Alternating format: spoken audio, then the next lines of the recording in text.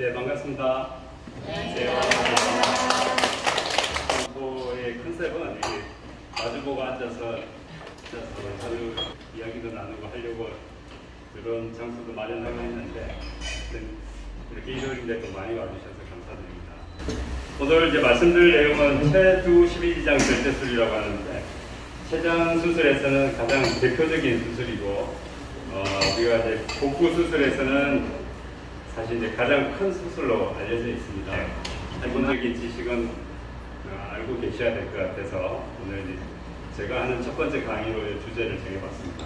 이제 첫 번째 사진 보시면 프로메테우스라고 제우스한테 벌을 받았죠. 인간에게 불을 성공하고 자는. 그 당시에 이 그리스 사람들이 간이 재생이 된다는 걸 알았던 것 같아요.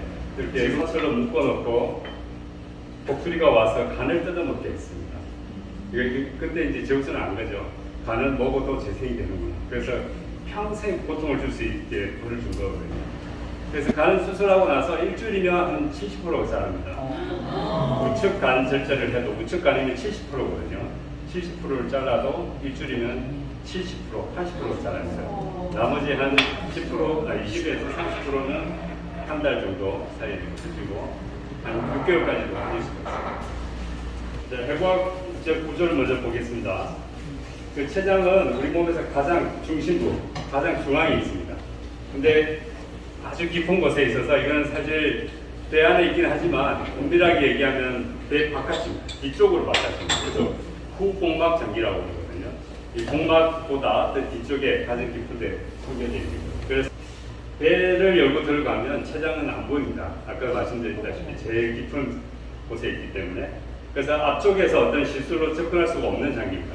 간 같은 경우에는 바로 앞에 이렇게 있기 때문에 우리가 뭐 찔러서 조직 검사를 한다거나 어떤 실수를 해야 될 때 바로 접근이 가능한데 췌장 같은 경우에는 위 뒤쪽에, 그다음에 대장도 앞에 있고 그래서 배를 열고 들어갔을 때 안 보이는 장기가 되겠습니다.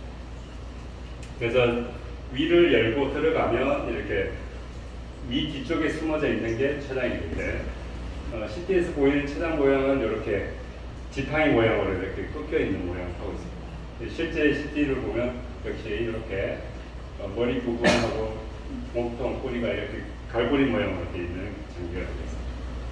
췌장은 하나이긴 한데 이게 구분을 지어놨습니다. 길게 생겼기 때문에 췌장, 머리, 몸통, 꼬리 이렇게 세 부분으로 나누는데 머리랑 몸통 부분에는 혈관을 기준으로 해서 또 목 부분을 또 따로 나누게 합니다. 이 목을 기준으로 해서 보통 수술 방법이 달라지거든요.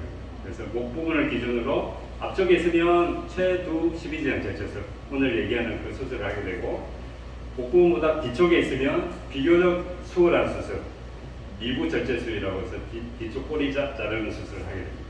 이 하늘색으로 보이는 게 구상돌기라고 하는데 얘는 췌장은 하나지만 발생학적으로는 다른 조직에서 발생을 합니다. 중간에 그림을 보시면 태아 때 췌장 싹이 두 개가 있어요. 앞쪽, 뒤쪽 싹이 두 개가 나와서 얘가 회전을 하면서 하나로 붙어 있습니다. 그래서 췌장 여기 머리에서 하늘색으로 보이는 이 부분이 구상돌기라고 그러는데 저쪽에 생기는 췌장암은 저희가 좀 다르게 봅니다.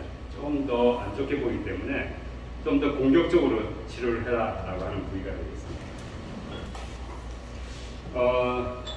이렇게 같은 말인데요. 췌장 머리에 생기는 폭이라도 위치에 따라서 저희가 이거는 종양내과 선생님들은 판독을 보고 1기, 2기 뭐 여기에 맞춰서 치료를 하겠지만 이제 외과 의사가 보면 이 구조에 따라서 어느 정도 또 위험한 것들이 좀 다르게 나타나거든요.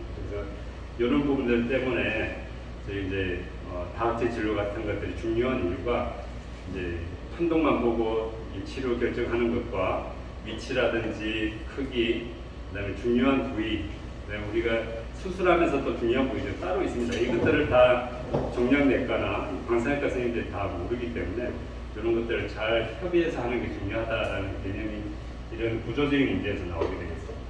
고형 종양에는 췌장암인 산암, 우리 산암을 췌장암이라고 그러거든요. 산암부터 해서 신경내분비 종양, 가성, 유두상, 고형 종양, 이름도 어려운 것들이 많습니다. 림프종도 있고 전이염도 있고 국소 췌장염, 만성 췌장염이 혹을 형성하면서 꼭 종양처럼 보이는 경우도 있습니다. 그래서 이게 상당히 진단 자체가 어려운 장기가 췌장입니다. 낭성 종양에는 장애성 낭종, 점액성 낭종, 관내 유두상, 점액 분비 종양, 어려운 이런 종양들이 많이 있습니다. 그 장애성 종양 같은 경우는 이 아주 특이적인 모양이 보인다고 하면, 전형적인 모양이 보인다고 하면 별로 걱정 안 해야 되는데, 나머지 점액성 종양, 점액 분비 종양 이런 것들은 악성 전환을 할 수 있는 특성을 가지고 있습니다. 췌장 머리 부분에 생기는 종양과 꼬리 부분에 생기는 종양의 증상이 다른데, 췌장 머리 부분에는 담도가 있습니다. 그래서 대부분 황달이 와서 진단이 되는 경우가 많습니다. 그래서 췌장 머리는 담도 쪽에 가까이 생길수록 조기에 발견될 가능성이 높고, 꼬리 부분은 증상을 일으킬 만한 장기가 없습니다. 그래서 몸통하고 꼬리 같은 경우에는 증상이라고 해봐야 소화가 좀 안 된다거나 등 쪽이 좀 아프다거나 그래서 발견이 되는데, 그때 증상이 나타나는 대부분 넣는 경우가 많습니다. 수술 못할 정도로 진행이 돼야 증상이 나타나기 때문에, 그래서 췌장 머리 쪽이 사실 수술도 크고 어려운 병이긴 하지만 예후는 좀 더 좋습니다. 조금 더 빨리 발견되기 때문에 좋습니다. 담도가 막히면 제일 먼저 해야 될 일은 사실 담도를 뚫어줘야겠죠. 담도를 뚫어줘야 간 수치가 떨어지고 이제 담도염에 의한 폐혈증으로 갈 수 있기 때문에 그거를 해결해 주는 게 첫 번째 해야 될 일이 되겠습니다. 그래서 이런 경우에는 내시경이 위로 해서 들어가서 12지장에서 담도 쪽으로 거꾸로 들어가서 담도를 뚫어주게 됩니다. 그 스텐트 시술이라고 그러거든요. 많이 들어보셨죠? 이렇게 스텐트를 넣게 되는데, 스텐트의 모양도 다양하고 목적에 따라서 좀 다르게 생각을 합니다. 보시면 이렇게 플라스틱 스텐트가 이렇게 일자 형태로 된 것도 있고, 이렇게 돼지꼬리 모양으로 이렇게 엉켜 있는 것도 있고, 메탈 금속으로 이렇게 스텐트를 넣는 경우도 있습니다. 하는 목적과 치료의 방향과 이런 거에 따라서 스텐트를 다르게 선택을 하게 됩니다. 12지장에 들어가서 이렇게 보면 이건 플라스틱 스텐트고 오른쪽은 금속 스텐트입니다. 두 가지 다 막힐 위험성이 있습니다. 그 막히는 거는 섬유질, 우리 샐러리 같은 거라든지 그런 섬유질 많은 음식을 먹으면 내려가다가 12지장에서 저 스텐트에 다 걸려서 막히게 됩니다. 그래서 조심해야 되는 음식 보면 사실 먹을 음식이 없습니다. 우리나라 음식 중에. 모든 이제 우리나라 식재료들이 거의 다 해당이 돼요. 그러면 오늘 지금 문제를 알아내면 여기 감자랑 고구마가 나왔습니다. 여기 테이블에. 뭘 드셔야 될까요? 그렇죠. 고구마는 내려가서 걸립니다. 근데 감자는 다 녹말이기 때문에 다 그냥 녹아서 내려갔죠. 그렇게 감을 잡으셔야 돼요. 자, 그럼 이제 수술이 가능한가 불가능한가? 그거는 이제 NCCN 미국 종합암센터죠. 네트워크라고 하는 여기에서 가이드라인이 주어져 있는데 혈관과의 이 관계가 중요하게 되어 있습니다. 그래서 제일 왼쪽은 거기 이제 중요한 혈관들, 여기 상장관막 정맥, 상장관막 동맥 이런 혈관들하고 떨어져 있는 경우인데, 정맥은 붙어도 수술이 가능한 걸로 되어 있습니다. 그렇게 하고, 이쪽 이제 제일 오른쪽은 수술 불가능인데, 불가능한 경우는 첫 번째는 췌장암은 다른 장기에 가면 수술 불가능입니다. 그리고 이제 중요한 것들이 우리가 절제할 수 없는 동맥대, 그런 데 침범이 있으면 수술 불가능으로 진단을 내립니다.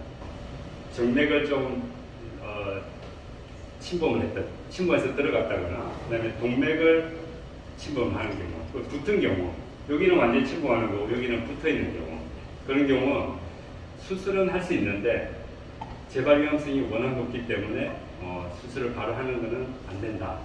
전 처치, 항암 치료나 방사선 치료를 해서 줄여서 해라 하고 하는 게 경계성 절제 가능 이렇게 분류를 하고 있습니다. 근데 지금은 요즘에는 이 분류도 별로 의미가 없어졌습니다. 절제 가능, 경계성 절제 가능도 무조건 항암 치료 하고 해라라고 하는 게 지금 췌장암의 치료 트렌드가 되어 있습니다. 일기가 없다라는 얘기예요. 일기도 재발견성이 워낙 높기 때문에 일기도 웬만하면 항암 치료를 해서 줄여서 수술하자라는 트렌드를 지금 하고 있습니다. 췌장 머리에 생기는 분들은 대부분 아까 황달로 온다고 그랬죠. 황달이 와서 진단을 내리게 되는데 왼쪽 CT를 보면 빨간색 부분이 췌장 머리에 생긴 종양입니다. 그래서 크기는 크지 않죠. 2.5cm. 사실 이분 같은 경우에는 수술 가능한 상태입니다. 가능하지만 위치가 이제 무상돌기 쪽이라고 해서 아까 조금 예후가 안 좋은 부위라고 했죠. 그래서 항암치료 해서 수술하자 해서 절반 이상 줄었죠. 이렇게 하면 50% 이상 준 거라서 이거는 파셜 리스판스라고 하거든요. 이렇게 반응이 좋을 때 수술하자라고 하는 게 췌장암의 요즘 트렌드고, 이거는 이제 췌장 몸통 쪽에 생기는 암인데 이것도 마찬가지입니다. 수술은 가능합니다. 이게 중요한 혈관들은 침몰 안 했지만 큰 혈관들과 가깝게 있기 때문에 이런 경우도 항암치료 해서 줄여서 하자, 이렇게 항암치료 고착까지 하고 빨간색 이렇게 크게 있던 암이 이렇게 2.7cm까지 줄어서 이렇게 수술합니다. 본론으로 들어가서 체부 12장 절제술이 뭔가 도대체. 췌장 수술은 크게 두 가지입니다. 뭐 여러 가지 다른 수술도 있습니다. 중앙구역도 있고 뭐 만성췌장 수술 다양하게 있지만 크게는 두 가지. 췌장 머리 수술하는 거랑 몸통 꼬리 수술하는 거 두 개로 나눕니다. 그거는 이제 아까 말씀드렸다시피 췌장 목 부분, 이 혈관을 파랗게 보이는 이게 상장관막 동맥이라고 하거든요. 이 혈관을 기준으로 해서 머리 쪽이면 체두 12지장, 췌장 머리하고 12장을 다 같이 절제하는 체두 12장 절제술이 되고, 몸통하고 꼬리는 체미부 절제술이 되는데 췌장암에서는 비장도 같이 절제를 하게 되어 있습니다. 다른 수술에는 다른 종양에서는 비장을 살리는 경우도 있지만 췌장암에서는 비장을 같이 절제를 합니다. 그래서 이제 수술 방법이 이렇게 체두 12장 절제술은 이 범위가 그렇습니다. 췌장 머리랑 12장 전체랑 담도, 담낭까지 이렇게 절제합니다. 미부 절제술은 이렇게 꼬리 부분만 절제하는 거죠. 그래서 미부 절제술은 그냥 떨어져 나오면 끝이죠. 근데 다치기만 하면 되니까 수술이 비교적 간단한 거고, 머리 쪽은 저렇게 중간이 다 잘리잖아요. 12장도 잘려서 담 내려가는 길이 없어지고, 담도가 잘려서 담점 내려가는 길이 잘리고, 췌장 머리가 잘려서 췌장액이 나가는 길이 잘리고, 이게 다 잘리니까 새로 다 연결해줘야 되죠. 그래서 수술이 어려운 겁니다. 체두 12장 절제술, 다른 말로 우리가 휘플 수술이라고 들어보셨는지 모르겠는데 유명한 수술인데, 휘플이라는 것은 사람 이름입니다. 알렌 휘플이라고 해서 1930년도에 미국 의사, 그때 처음으로 이 수술을 해서 자기 이름을 붙인 겁니다. 그래서 휘플이라고 유명하고, 다른 말로 최근에는 PPPD라고 부르는데, 이건 이제 유문을 보잖아요. 휘플 같은 경우에는 위도 같이 절제를 했습니다. 근데 최근에는 위를 절제하지 않고 위에서 12장으로 내려가는 유문을 살린다 해서 유문 도전 체두 12장 절제술 해서 PPPD, 다 같은 비슷한 수술입니다. 자, 휘플 수술은 위도 같이 절제한다고 그랬잖아요. 위를 절제하는 이유는 대부분 암이 유문 가까이 이렇게 침몰한 거고 유문을 못 살리겠죠. 그래서 범위가 위도 같이 절제하는 이런 휘플 수술이 되고요. 이거는 이제 다른 말로 전통적 체두 12지장 절제술, 컨벤셔널 가까이 탱크튜브네넥tom이라고 하거든요. 그리고 암이 유문이랑 좀 떨어져 있다. 그래서 원이브 담도암이나 뭐 팽개부암이나 췌장암도 유문이랑 많이 떨어져 있다 이러고 하면 유문을 살리는 수술. 유문이 위에서 12장으로 내려가는 저 부위거든요. 네, 유문을 살리는 수술 이렇게 하게 되겠습니다. 자, 절제는 저렇게 절제하는 부분이 상당히 많습니다. 췌장 머리랑 담도랑 담낭이랑 12지장이랑 이렇게 통째로 나옵니다. 이렇게 해서 제가 여기가 나오면 서로 다 연결해줘야 되잖아요. 췌장이 남고 담 내려가는 길이 잘렸고 담도 내려가는 길이 잘렸기 때문에 뒤에 남아있는 소장을 끌고 와서 다 연결합니다. 이렇게 연결합니다. 복잡하죠? 그래서 소장을 끌고 와서 췌장이랑 소장이랑 연결하고 담도랑 소장이랑 연결하고 12지장 일부 남은 부분을 소장이랑 연결하고 이렇게 새로 다 재건을 해야 되기 때문에 끼는 것도 어렵지만 연결하는 건 더 어려운 수술이 이 수술이 되겠습니다. 근데 재건술 중에서도 이제 제일 어려운 부분은 남은 췌장을 소장에다 연결하는, 요게 이제 이 수술의 관건이 되겠습니다. 합병증도 많고 이걸 잘 성공적으로 안전하게 하느냐에 따라서 이 수술이 가능한가 안 가능한가, 그게 결정이 되겠습니다. 그래서 췌장하고 소장하고 연결하는 거는 저렇게 연결하는데, 췌장관이 이제 그림에서는 저렇게 이쁘게 보이지만 췌장을 못 찾는 경우도 많습니다. 췌장관을 2mm, 1mm 되는 경우도 많거든요. 이거를 소장에다 kum을 뚫어서 이렇게 연결을 해야 됩니다. 복강경 수술은 이렇게 저런 집게 같은 기구를 이용하는 거고, 로봇 수술은 저 관절이 있는 기구를 이용하는 걸 로봇 수술이라고. 이거 이제 우리가 트레이닝 하는 거거든요. 이건 복강경으로 트레이닝 하는 겁니다. 저 파란색으로 보이는 게 췌장이고 빨간색이 소장입니다. 저기 췌장에 있는 췌장 중간에 있는 게 췌장관인데, 저거를 이제 소장에다 kum을 뚫어서 일일이 한 땀 한 땀 연결을 해야 되기 때문에 수술 시간이 뭐 2~3시간은 왔다 갔다 합니다. 뭐 5시간 걸린다고 했는데 8시간 걸릴 수도 있고, 뭐 12시간 걸릴 수도 있고, 하다가 저 췌장관이 찢어지는 경우도 있어요. 그럼 조금 더 절제를 하고 또 해야 되고, 또 코세를 해야 되고, 그런 경우도 하다하기 때문에, 이걸 이제 로봇 수술 이제 트레이닝 하는 건데, 관절이 있으니까 훨씬 다르죠, 움직임이. 앞에 복강경하고 다르게 좀 자유롭게 움직일 수 있는 장점이 있습니다. 이제 계곡 수술 제 상처고, 복강경은 저 구멍만 남기 때문에, 복강경 수술하는 거는 저렇게 이제 서서 수술합니다. 제가 이렇게 있을 때랑 좀 다르죠. 수술방에 있는 모습. 네, 저렇게 이제 서서 해야 되는데, 저런 수술을 7시간에서 10시간 정도 수술해야 되니까, 하는 사람 입장에서는 사실 할 이유가 전혀 없는 수술이죠. 이제 로봇 수술은 좀 더 편합니다. 이렇게 앉아서 하기 때문에 좀 더 나은데, 뭐 집중해서 하면 이마도 저리고 이렇게 허리도 저리고 힘든 수술입니다. 그래서 뭐 최근 이제 제가 했던 논문들인데 보면 로봇 수술, 복강경 수술, 계곡 수술 뭘 해야 됩니까? 이렇게 여쭤보시는 분들이 많은데, 요즘 데이터들은 거의 동일합니다. 그 말은 뭐냐? 복강경 로봇 수술도 요즘에는 어느 정도 이렇게 기량만 올려오면 충분히 안전하게 다 된다. 병에 따라서도 췌장이 좀 다릅니다. 우리가 췌장암은 기본적으로 췌장염을 동반하고 있습니다. 만성 췌장염을 동반하고 있기 때문에 우리가 표현하기에 이렇게 튀긴 두부다, 쫀득쫀득 하잖아요. 그렇죠? 그래서 수술은, 췌장암은 수술 띄는 건 어렵지만 연결하기는 쉽습니다. 근데 이제 팽배암이나 담도암 같은 경우에는 순두부나 일반적인 두부에 대해 비교를 합니다. 그래서 띄는 거는 쉬운데 연결하기가 어렵다. 연결하고 나서도 문제가 많이 생기는 게 팽배부암, 담도암 이런 게 되고, 췌장암은 띄는 거는 어려운데 연결하고 나서는 별로 걱정을 안 하는 그런 차이가 있어요. 쉽게 말해서 췌장암을 수술했는데 췌장액이 배안으로 샌다. 이제 소화제가 배안으로 샌다는 얘기거든요. 그래서 위험한 거예요. 아밀라제, 리파제 하는 이 강력한, 침에 있는 아밀라제, 리파제보다 훨씬 더 강력한 소화제가 이게 세게 되면 배 안에서 조직들을 녹이게 되면서 이제 문제가 생깁니다. 그래서 가장 큰 이제 합병증은 출혈. 이제 수술을 하고 나면 저는 이제 혈관들이 노출이 되어 있습니다. 다 혈관 주변에 있는 조직들을 다 제거를 하겠죠. 암들이 그걸로 갈 수가 있으니까 그 연부 조직이라고 하는 그게 신경들, 림프절, 림프관들 다 제거를 하기 때문에 혈관들이 다 노출이 되어 있는데 췌장에 가서 거기에 자극을 하면 이제 혈관들이 문제가 생기는 거죠. 그래서 제일 위험한 게 출혈.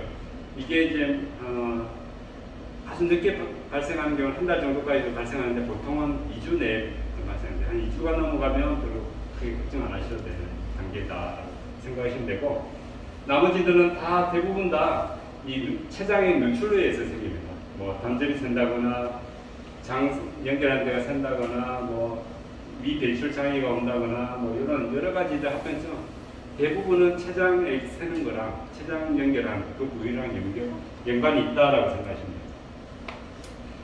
그리고 이제 급성기에 수술하고 급성기에 생길 수 있는 가장 흔한 합병증 중에 하나가 위 배출 장애라고 합니다. 지연성 위 배출 장애. 연결한 데는 문제가 없는데 위가 움직이지 않아요. 움직이지 않고 또 유문을 살려두면 유문이 꽉 조여서 놔주지를 않습니다. 그래서 연결은 잘 되어 있는 것 같은데 음식을 한 달, 2달까지 못 드시는 분들 계속 먹으면 토하고 이게 이제 여러 가지 원인들이 있긴 한데 보시면 이제 엑스레이 사진을 보면 이렇게 음식이 꽉 차서 이 가스가 차 있고 이게 안 내려가는 여기 이제 지연수비계 주장인데 뭐 운동 도와주는 것들 쓰고 영양 보충하고 결국 답은 기다리는 겁니다. 기다리면 보통 한 달 정도 넘어가면 언제 그랬냐 듯이 이렇게 좋아지게 됩니다. 결핍이 생기게 되죠. 첫 번째는 췌장 외부비 기능 장애가 생깁니다. 연결한 부위 아무리 잘 연결해놔도 췌장에 이게 온전하게 배출이 잘 안 되기 때문에 그리고 배출된다 하더라도 한참 내려가서 췌장이 여기서 분비가 돼서 한참 내려가서 음식하고 이렇게 만나서 소화시켜야 되기 때문에 딱 안 맞겠죠. 음식이 뭐 먼저 내려갈 수도 있고 음식은 내려왔는데 얘가 소화제는 안 내려올 수도 있고 뭐 이런 문제들 때문에 내려오는 음식들을 먹는 음식들을 온전히 다 화학적으로 소화를 못 시키는 경우들이 이제 외분비 장애가 되겠고 그로 인해서 이제 지방변이 둥둥 뜨는 지방변이 생기거나 설사를 한다거나 그런 문제도 있습니다. 또 하나는 위랑 소장이랑 연결해 놨는데 원래는 12지장으로 들어가야 되잖아요. 음식이 위에서 12지장으로 들어가야 되는데 12지장은 우리 산도를 조절하는 pH를 조절하는 소화제들 분비가 됩니다. 그래서 위산이 내려와도 방어가 되는데 소장은 아니죠. 그러니까 엉뚱한 애가 여기 지금 붙어 있단 말이에요. 그러니까 위산이 내려왔을 때 위랑 소장이랑 연결한 그 부위에 궤양이 자생입니다. 그래서 이제 제산제를 4개월 이상 복용해라. 그리고 1년에 한 번 정도는 내시경으로 초반에는 해서 확인을 하는 게 좋다 이렇게 있습니다. 그리고 이제 외분비 기능 장애가 있을 때는 주로 이제 췌장 효소제, 노자인 같은 크레온, 노자인 하는 췌장 효소제가 있습니다. 그런 것들을 증상이 없더라도 한 4개월 이상은 좀 복용하는 게 영양소 흡수에 도움이 됩니다. 그리고 종합 비타민이나 이런 영양제들 좀 챙겨 드셔야 되고, 설사가 조절이 안 되는 경우도 있습니다. 설사 조절 안 되는 분들은 뭐 다른 원인도 소화제 관계도 있지만 아주 이 조절이 안 되는 악성 설사가 생기는 경우도 있습니다. 그건 대부분 췌장암인 경우에 생기는 경우도 있는데, 여기 보시면 췌장 머리 부분에 노랗게 보이는 그물 같은 거 있죠? 그게 다 신경입니다. 그래서 췌장 같은 경우에는 신경을 타고 이렇게 가기 때문에 췌장암에서는 저희가 저기 빨간색이 상장관막 동맥인데 상장관막 동맥을 둘러싸고 있는 신경들을 다 벗겨냅니다. 암세포를 남기지 않게 하기 위해서. 그래서 훨씬 더 깊이 많이 이렇게 까게 됩니다. 그러면 장을 조절하는 신경들이 잘려나가기 때문에 장 운동 조절이 안 돼요. 그래서 이제 악성 설사를 하게 됩니다. 하루에 뭐 5번에서 10번까지도 하게 되고, 일단 이게 좀 치료하기가 쉽지 않은데, 일단은 뭐 지사제를 쓰면서 이렇게 조절해보고 음식 같은 것도 좀 조절하고 이렇게 하게 되는데 쉽지는 않습니다.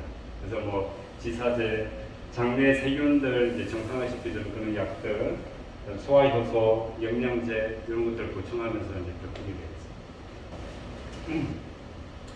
그리고 이제 체중 감소, 살이 안 쪄요. 이 수술하고 나서 살이 안 쪄요. 대부분 다 그렇게 말씀하시는데 안 찔 수밖에 없습니다. 이게 대사 수술에 해당이 되거든요. 이게 왼쪽이 우리가 하는 체두 12지장 결제술인데 저거를 응용해서 하는 게 비만 수술입니다.